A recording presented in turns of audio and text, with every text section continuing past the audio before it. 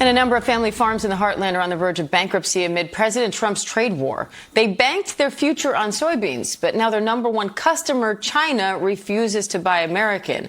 That means they could spend more money growing the soybeans than they will make selling them.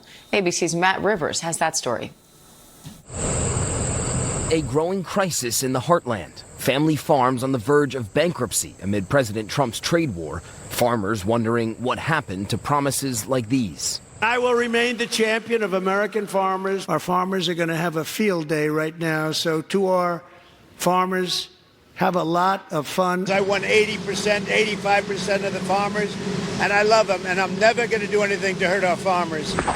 But here in Kennard, Nebraska, farmers like Scott Thompson are hurting. Right now, we're below the cost of production. So you're losing money. We're losing money. Thompson's family has farmed this land for 4 generations. So these aren't quite mature yet, but we're getting there. Banking their future on crops like soybeans. He voted for Trump and still supports him, but says the trade war means he'll spend more money growing soybeans than he'll make selling them.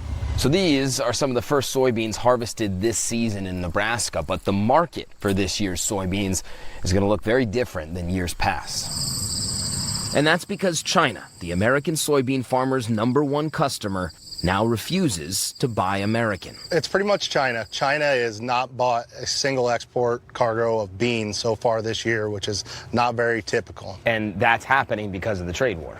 Correct. When China quits buying, our prices go down. As trade talks drag on, Trump has urged China to start buying again. Posting in August, "I hope China will quickly quadruple its soybean orders. Thank you, President Xi." But China has not budged, instead now buying more soybeans from other countries like Brazil. On this night, the Nebraska Farmers Union meets in the town of Beatrice. We're in the middle of the worst economic downturn that I've seen in my 50 years since the mid-1980s.